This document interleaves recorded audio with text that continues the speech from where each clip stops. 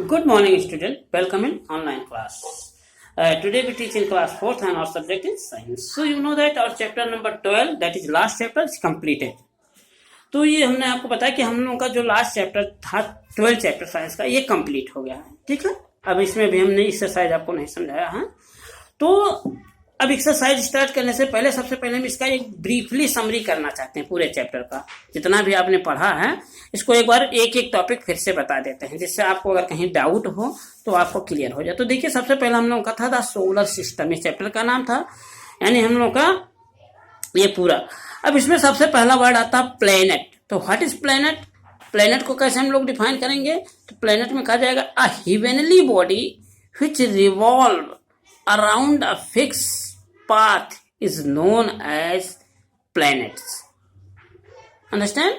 तो क्या हमने बताया? A heavenly body which revolve around sun in particular path is known as planets. यानी चाहे वो पर्टिकुलर कहिए चाहे फिक्स कहिए, और that path is known as orbit, यानी ऐसे आकाशीय पिंड जो सूर्य के चारों तरफ एक निश्चित पथ पर अपना घूमते रहते हैं, उनको हम लोग क्या कहते हैं? प्लैनेट कहते हैं। और उसको हिंदी में क्या कहा जाता है? ग्रह बोलते हैं।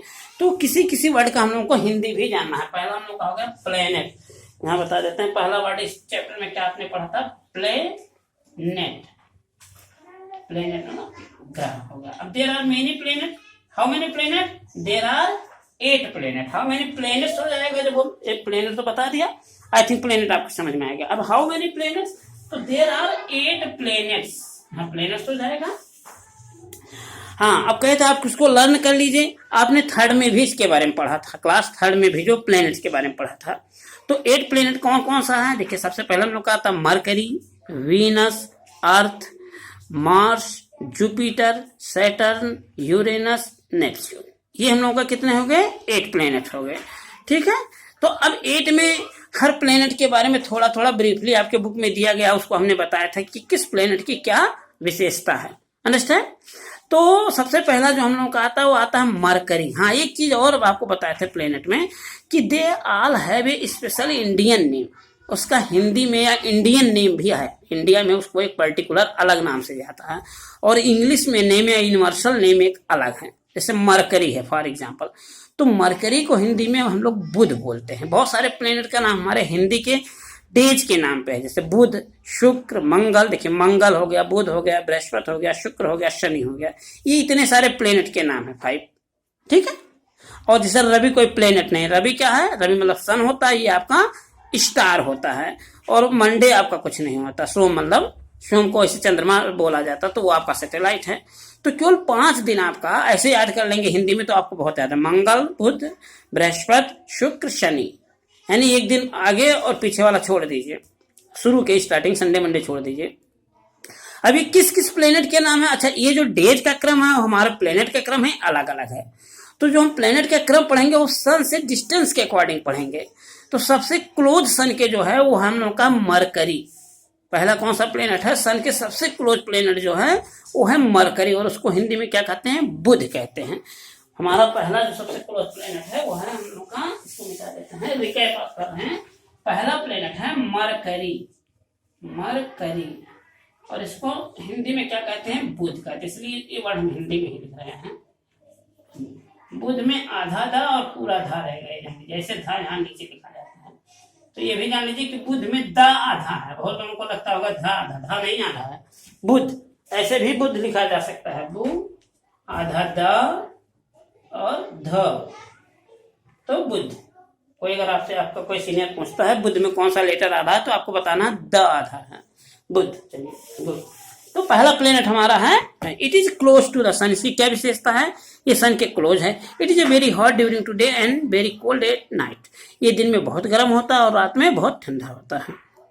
It take 88 days to complete 1 revolution around the sun. हाँ, ये सबसे इंपॉर्टेंट चीज है। इसमें जो सबसे पूरा इंपॉर्टेंट है वो रेवोल्यूशन टाइम पीरियड उसका कितना, ये जानना है।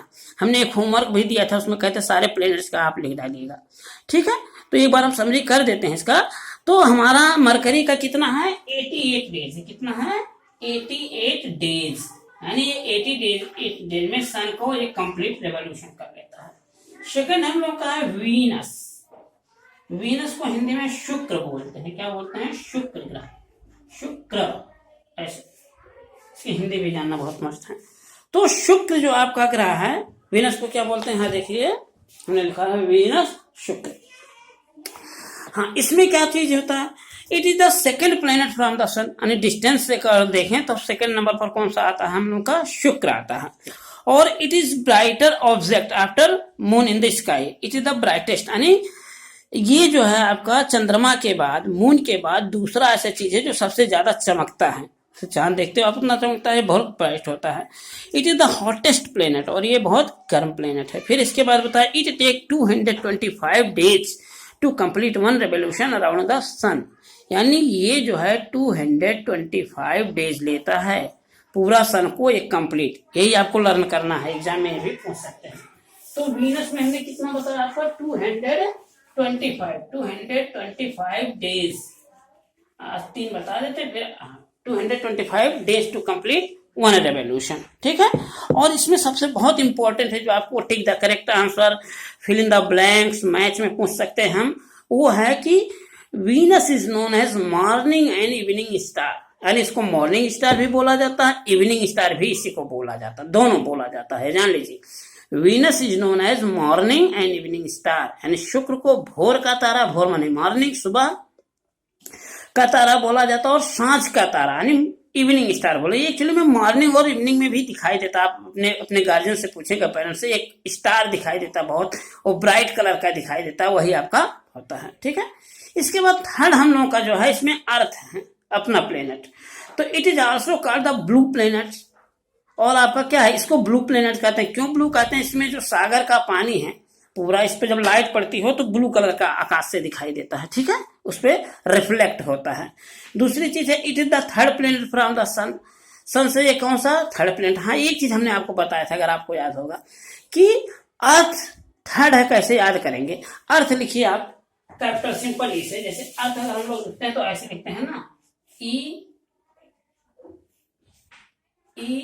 ARTH, अर्थ हो गया। अब ई को अगर हम उलट दें ऐसे तो देखिए 3 बन जाएगा। तो ये याद करने का तरीका है, ई को पलट दीजिए तो ई का रिवर्स क्या होता है? जैसे ई है, इसको रिवर्स ऑर्डर में इधर कर दिया तो ये थर्ड। ई कौन सा प्लेनेट होता है? इसे केवल अर्थ ही स्टार्ट होता है, तो अर्थ हम लोग का थर्ड प्लेनेट है। And it is a unique planet. Why it is unique? Because it has only life, it is the planet that has life.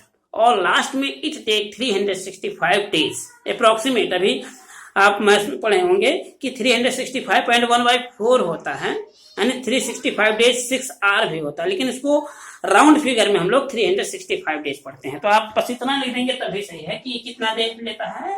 365 days, ठीक है, 365 days to complete one revolution. तो ये 3 प्लेनेट के बारे में हमने आपको फिर से बता दिया। अब नेक्स्ट वीडियो में हम लोग बाकी जो रिमेनिंग प्लेनेट्स हैं और जो इस चैप्टर में दिया गया उसके बारे में 1 by 1 अच्छे से समझा देंगे, जिससे आपको कोई डाउट ना हो। अगर ये सही से आप ये देख लेंगे हमारा वीडियो तो आपको ये पूरा चैप्टर प्रिपेयर हो जाएगा। Okay, thank. हाँ, एक चीज आपको होमवर्क लिखना है ना, तो होमवर्क में एक बार फिर से लिखिए, right the time period of all planets. 8 planet, आप एक तरफ प्लेनेट के नाम लिखेंगे, बुक में सब दिया गया है। जैसे आप समझा देते हैं मरकरी, तो मरकरी के सामने आप कितना लिख देंगे? 88 डेज। इसके बाद वीनस, वीनस के एक तरफ प्लेनेट लिखेंगे, एक तरफ टाइम पीरियड लिखेंगे, 225 डेज। अर्थ के सामने आप कितना लिख देंगे? 365 डेज। ऐसे जितने भी प्लेनेट हैं, 8 प्लेनेट के आपके बुक में सबका दिया गया है। जैसे मान लीजिए जुपिटर दिया है, 12 ईयर दिया गया, नेपच्यून दिया गया है, तो 165 ईयर से दिया गया है। तो जो डेज में है डेज में, ईयर में है ईयर में, ऐसे एक वर्ड के लिए आप लिख डालेंगे और इसको हमारे नंबर पर सेंड कर देंगे। Okay, thank you, have a nice day.